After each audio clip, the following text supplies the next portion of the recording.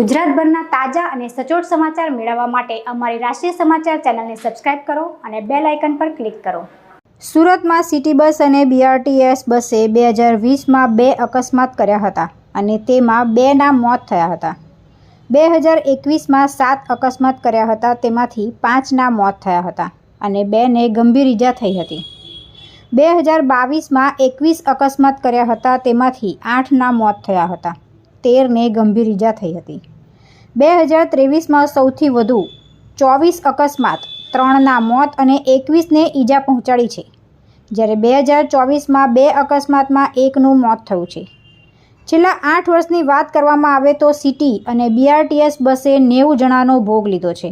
1 માર્ચથી સુરત મહાનગરપાલિકા દ્વારા ખૂબ મોટો નિર્ણય લેવામાં આવી રહ્યો છે। શહેરમાં બીઆરટીએસ અને સિટી બસના કારણે થતા અકસ્માતને રોકવા માટે હવે અલગ અલગ પહેલ કરવામાં આવી છે, જે અંતર્ગત સૌથી મોટો પહેલો નિર્ણય સ્પીડને ઘટાડવાનો કરવામાં આવ્યો છે। સ્પીડ ઘટાડવાથી અકસ્માતો ઉપર બ્રેક લાગી શકે છે તેવી ધારણા છે। 1 માર્ચથી ડ્રાઈવર ઈચ્છે તો પણ 40 કરતાં વધુની સ્પીડે બસ દોડાવી શકશે નહીં।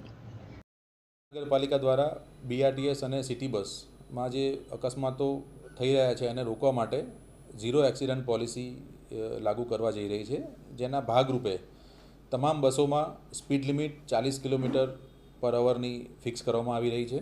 એમાં 90% કામગીરી પૂર્ણ કરી દેવામાં આવી છે અને બાકીની જે કામગીરી છે એ ટૂંક સમયમાં પૂરી કરવામાં આવશે। આ ઉપરાંત અમારા ધ્યાન એવું આવ્યું છે કે એજન્સીઓ દ્વારા ડ્રાઈવરોને ડબલ શિફ્ટમાં કામ કરવામાં આવે છે કેટલીક જગ્યાએ, જેના કારણે અકસ્માત થવાનો સંભાવના વધી રહી છે, જે અમે ફરજિયાતપણે ભારત સરકારની ગાઈડલાઇન મુજબ દિવસમાં 8 કલાકથી વધારે ડ્યુટી નહીં કરી શકે અને 1 માર્ચથી એની અમલવારી ચુસ્તપણે કરવામાં આવશે। આ ઉપરાંત અકસ્માત સમયે ડ્રાઈવરનો ફોલ્ટ છે અથવા તો પબ્લિક કોઈ કારણસર બીઆરટીએસ ટ્રેકમાં આવી જાય છે અને અકસ્માત થઈ રહ્યા છે, એને ચેક કરવા માટે અને એનું સુપરવિઝન મોનિટરિંગ કરવા માટે દરેક બસની અંદર ડેશ કેમ એટલે ફ્રન્ટ કેમેરા ફરજિયાત કરવામાં આવી રહ્યા છે અને રિવર્સ કેમેરા એ પણ બસમાં લગાવવામાં આવશે। આ સિવાય જે બ્લાઇન્ડ સ્પોટ હોય છે સાઈડ મિરરમાં ડ્રાઈવરને જે વિઝિબિલિટીનો સ્પોટ જે જોઈ શકાતો નથી, એના માટે અમે એક્સ્ટ્રા મિરર, જે બ્લાઇન્ડ સ્પોટ માટેનો સ્પેશિયલ મિરર એ પણ અમે નખાવવા જઈ રહ્યા છીએ।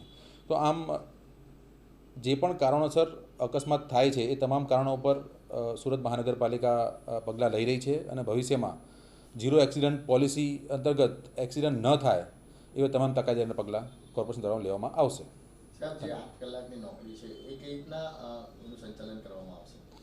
ભારત સરકારની ગાઈડલાઇન મુજબ ડ્રાઈવરને દિવસમાં 8 કલાક અને વીકલી 48 અવર્સની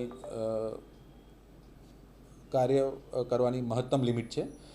હવે એના માટે અમે તમામ બસ ડેપો ઉપર biometric system, fingerprint plus face recognition system એ લાગુ કરવા જઈ રહ્યા છીએ, જેનાથી ડ્રાઈવર જ્યારે બસને રૂટ સ્ટાર્ટ કરશે ત્યારે અને જ્યારે એનો દિવસ 8 કલાકની જોબ પૂરી થશે ત્યારે 2 ટાઈમ અટેન્ડન્સ પુરાવશે, જેનાથી અમે કમાન્ડ એન્ડ કંટ્રોલ સેન્ટરથી એની પર સુપરવિઝન અને મોનિટરિંગ કરીશું। બસોમાં સ્પીડ લિમિટની મર્યાદા બાંધી દેવામાં આવી છે, જેથી હવે 40ની સ્પીડ પર બસ રસ્તા ઉપર દોડતી દેખાશે। બસ ડ્રાઇવિંગ સીટ પર બેઠેલા પછી મિરરમાં ઘણી વખત એવા બ્લેન્ક સ્પોટ હોય છે કે બસની આસપાસના વાહનો, ખાસ કરીને બાઇક, દેખાતા નથી। આવા બ્લેન્ક સ્પોટને દૂર કરવા માટે ORVM મિરર લગાડવામાં આવશે। અકસ્માત થવા પાછળ આ બ્લેન્ક સ્પોટ પણ ખૂબ જ મહત્ત્વના છે।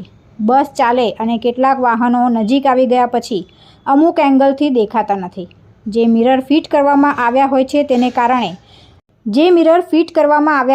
તેને કારણે મિરર બ્લેન્ક પોઇન્ટની સ્થિતિ ઊભી થાય છે। તુલસી શર્મા સાથે રાષ્ટ્રીય સમાચાર, સુરત।